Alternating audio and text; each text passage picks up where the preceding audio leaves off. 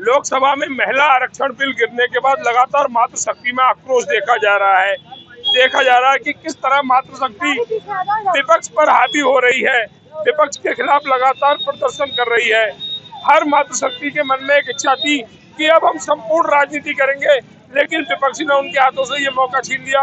लोनी नगर पालिका के ward number 33 में भी आक्रोश साफ देखा गया। राहुल गांधी और अखिलेश यादव का यहाँ पर पुतला दहन किया गया, जहाँ पर एक अच्छी संख्या मातृशक्ति की यहाँ पर देखी जा रही है। तो चलिए बात मातृशक्ति से करते हैं। हमारे साथ एडवोकेट भी है, हमारे साथ सामाजिक कार्यकर्ता भी है। सामाजिक कार्यकर्ता के रूप में मंजू जी हमारे साथ जुड़ी हुई है, सभी लोग जुड़े हुए हैं, सबसे जानकारी लेंगे। शुरुआत मैम से करते हैं। मैम आपका नाम? एडवोकेट ललिता चौधरी। ललिता जी, महिला आरक्षण बिल को लेकर जो विपक्ष ने एक कुरीति पैदा की है, उसको लेकर मातृशक्ति में आक्रोश देखा जा रहा है, क्या कहेंगे? देखिए, नारी शक्ति वैसे तो 50% की अधिकारी थी, लेकिन उसके बावजूद 33 पर हमने सहमति दी कि भाई चलो 33% तो मिले, लेकिन विपक्ष ने जो हमारी उम्मीदें थी वो खत्म कर दी और 33% रिजर्वेशन भी पास नहीं होने दिया।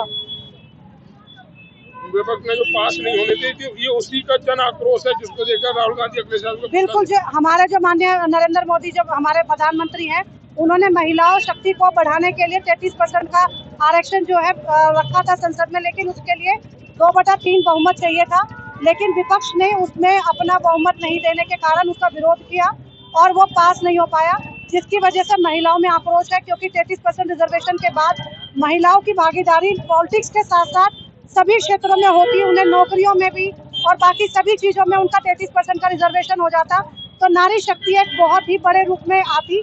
लेकिन विपक्ष को ये मंजूर नहीं था कि नारी शक्ति का वो नारा तो लगाते हैं, लेकिन नारी शक्ति को आगे बढ़ाना नहीं चाहते। वो इसको पुरुष प्रधान समाज को पुरुष प्रधान ही रखना चाहते हैं और नारी शक्ति को दबाना चाहते हैं। लेकिन भाजपा आज हमारे साथ है और सारी महिलाएं विरोध कर रही है कि विपक्षियों ने जो महिलाओं की शक्ति का दहन करा है, आज हमने उनके पुतला का दहन किया है। क्या कहेंगे मैम इस जन आक्रोश पद यात्रा को लेकर राहुल गांधी? और मेरा नाम मंजू गुप्ता है। मैं ये कहना चाहूंगी, जब मोदी जी ने 33% आरक्षण मांगा है उनसे और उन्होंने बहुमत नहीं दिया, तो ये महिलाओं के लिए मैं उनसे ये पूछना चाहती हूँ, अगर महिला से इतनी नफरत है तो अपनी औरत को भी क्यों रख रहे हैं घर में? जब महिलाओं से इतनी नफरत है, अपनी उसकी माँ भी महिला है, उनकी बहन भी महिला है, उनकी बेटी भी महिला है, तो फिर उनको भी क्यों रख रहे हो?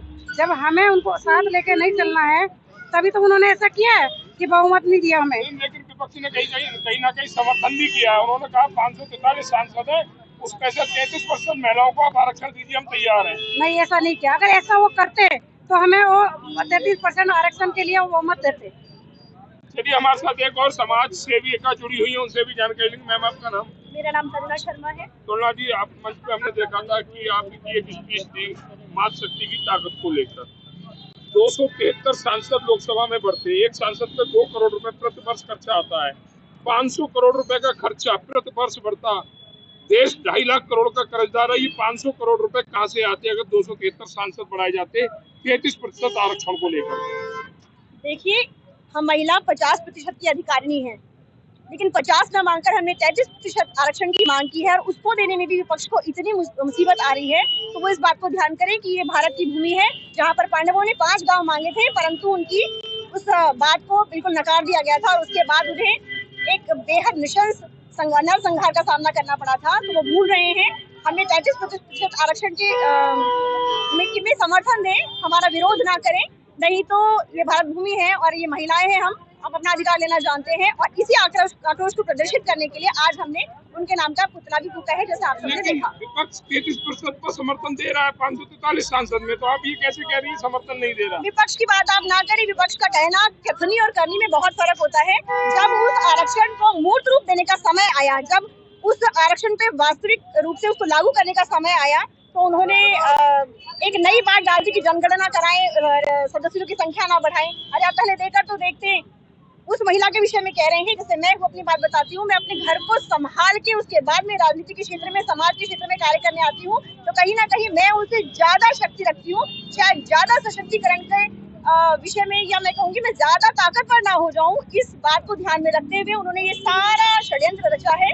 ये जनगणना और सीटें बढ़ाना, ये सब उनकी एक चाल मात्र है, हम महिलाओं को आगे ना बढ़ने देने के लिए। हमारे साथ भाजपा के जिलाध्यक्ष जुड़े हुए उनसे भी जानकारी लेते हैं इस जन आक्रोश पद यात्रा को लेकर, जहां पर लगातार महिलाओं में आक्रोश दिख रहा है। वहीं भाजपा का हर कार्यकर्ता अपनी पूरी ताकत के साथ इस जन आक्रोश यात्रा में महिलाओं का, मातृशक्ति का समर्थन कर रहा है। सर, आज देखा कि जन आक्रोश पद यात्रा में एक समाज का एक बड़ा वर्ग आपके साथ चल रहा था और इस जन आक्रोश यात्रा का समर्थन कर रहा था महिला आरक्षण बिल को लेकर।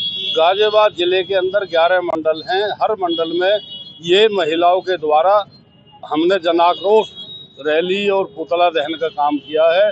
इससे पहले जिले का भी हमारा सम्मेलन हुआ नारी शक्ति का। और जो आप अभी बहन जी से कह रहे थे कि इतनी संख्या बढ़ जाएगी सांसदों की, खर्चा कहाँ से आएगा? जब देश आज़ाद हुआ था तब हमारी कितनी संख्या थी और कितने हमारे सांसद थे? 543 सांसद उस वक्त भी थे और आज भी उतने ही है। जनसंख्या का अनुपात देखो कितने बढ़ गए हैं। तो उनकी नुमाइंदगी करने के लिए ये बढ़ना भी, सीट बढ़ना भी आवश्यक है और महिलाओं का आरक्षण 33% का होना भी आवश्यक है।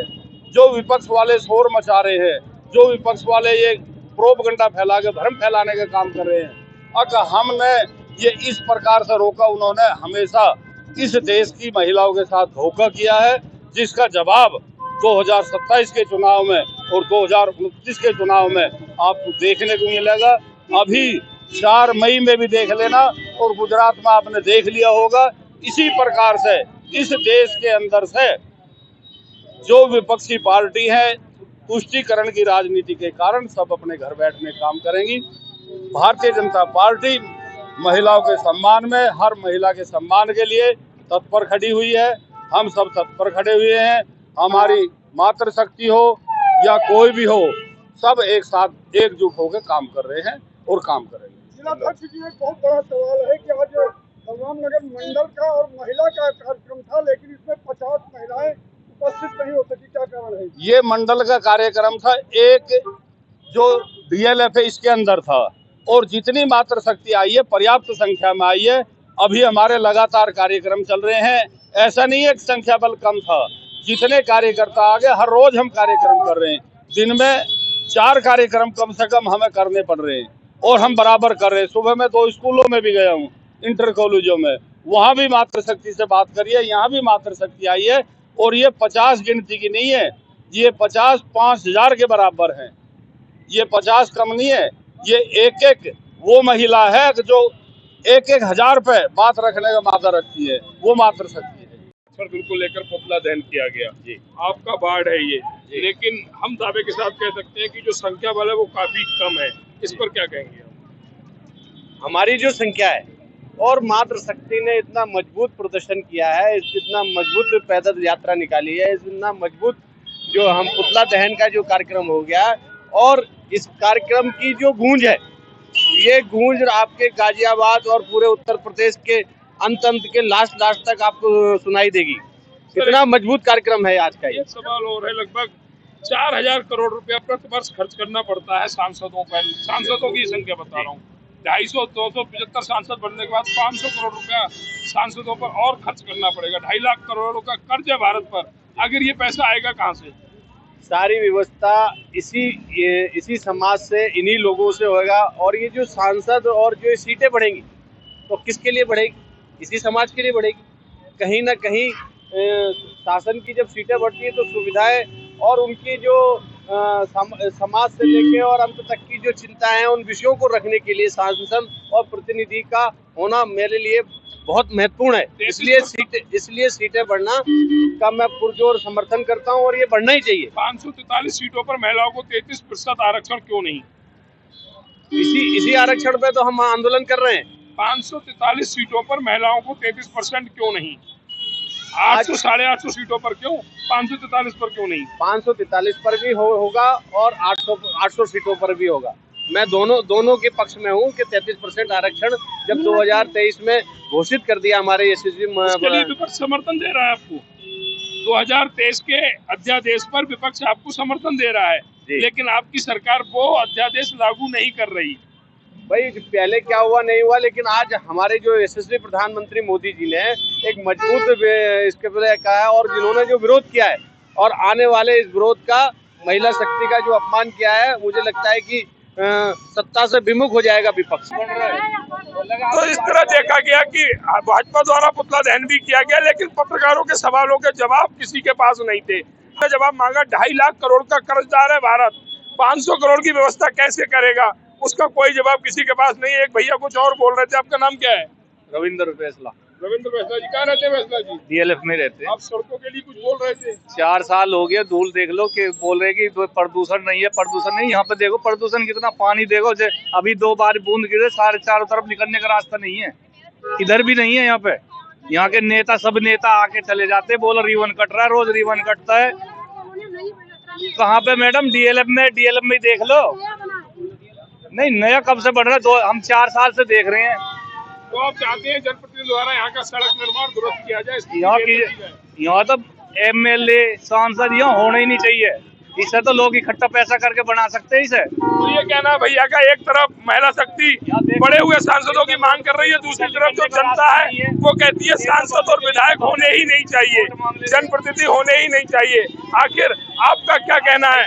हमारे इस वीडियो पर कमेंट करके जरूर बताएं, जिसमें आमजन परेशान है, आमजन भावुक है, और भावुक होकर उसने 2 शब्द करके पूछ रहे, मेरे साथ चलो, मैं दिखाता हूँ। 2 शब्द उन्होंने कहे हैं कि सांसद और विधायक या जनप्रतिनिधि होने नहीं चाहिए। तो जनप्रतिनिधि से ये जवाब ले लेते। सर, जनता आपके समक्ष है, क्या जनता जो कह रही है आप उस पर कितना समर्थन करते हैं? मैं जनता के उन प्रश्नों का 100% समर्थन करता हूँ, क्योंकि मूलभूत सुविधाओं का घोर अभाव है, और धीरे धीरे हम लोग, और यहाँ जो विकास की गति है, विश्वास का आधार भी कमजोर है और विकास की गति भी धीमी है। ये जो हमारे लोग कह रहे हैं बिल्कुल सत्य कह रहे हैं, क्योंकि पॉल्यूशन है, प्रदूषण है। रोड पे चल के देखो, जो आप खाना भी बना लो। आपकी बारी आई जब बोलिए ना, आपने बोल तो लिया। तो मैं इसका समर्थन करता हूँ, और निश्चित रूप से जब मूलभूत सुविधाओं से क्षेत्र में समस्या रहेगी तो जनता तो बोलेगी, और बोलना भी चाहिए। मैं उन सभी जनता के उन विषयों को, उनका स्वागत करता हूँ, अभिनंदन करता हूँ, और उनके एक एक विषय को आने वाले 2-4 महीने में किस प्रकार से परिवर्तन होगा, और जनता के उन आधारों और उन विश्वासों को किस प्रकार से मैं प्रभावित करूंगा कि उनका आधार और विश्वास हम जनप्रतिनिधियों में बना रहे, इसके लिए मैं भरसक कार्य कर रहा हूँ। तो ये कहना है जनप्रतिनिधि का, लेकिन हम ये कहते हैं कि जनता के प्रति जनप्रतिनिधि, जो जनता का विश्वास है अपने जनप्रतिनिधियों के प्रति, वह विश्वास कम होता चला जा रहा है, खोता जा रहा है, क्योंकि जो मांग जनता, जो बुनियादी सुविधाएं जनता चाहती है, वह सुविधाएं जनता को नहीं मिल रही। हमारे साथ एक साथी और जुड़े हुए हैं, उनसे भी कुछ सुविधाओं के बारे में जानकारी लेंगे। विकास शर्मा है। विकास जी कहाँ रहते हैं? ये जिंदल रोड पे रहते हैं सर हम। सर ऐसा होता है कि यहाँ ज्यादा पानी भर जाता है ना, इतना कीचड़ हो जाता है कि रोड लोग बाग निकल नहीं पाते। आप ये देख लो कितना जाम लगा पड़ा है यहाँ। ये इसके द्वारा सब यहाँ पब्लिक इस टाइम परेशान है। पूरा अतिक्रमण है, इस पे जाम। हाँ जी, ये पूरा का पूरा ही जाम है बिल्कुल एकदम। ये देखो ये कितना परेशान हो रहे हैं यहाँ लोग बाग, इनका कुछ ना कुछ तो होना चाहिए ना। तो ये कहना है शर्मा जी का कि कुछ ना कुछ होना चाहिए। जनप्रतिनिधि साथ में है, पुलिस प्रशासन और संबंधित विभाग का भ्रष्टाचार है जो सड़कों से अतिक्रमण नहीं हट पा रहा है। इसमें कुछ और भी लोग शामिल हैं, छुट भैया नेता भी शामिल हैं, जो इस भ्रष्टाचार को पूर्ण रूप से समर्थन करते हैं, जिसके कारण जनता काफी परेशानी में है। क्या जनप्रतिनिधि इस पर आप कुछ जवाब देंगे? निश्चित रूप से इस पे काम चल रहा है, और अभी जो ये जो नाला बना है, और इस नाले के साथ में इंटरलॉकिंग का काम चलेगा, और ये जितना भी अतिक्रमण है ये सब स्वतः ही साफ हो जाएगा, क्योंकि दोनों तरफ नाले के उस साइड अभी नाला बना है, GDA से ये टेंडर पास है, और दोनों तरफ इंटरलॉकिंग लगेगी, और रोड और नाले के बीच का जो गैप है वो पूर्ण होने वाला है।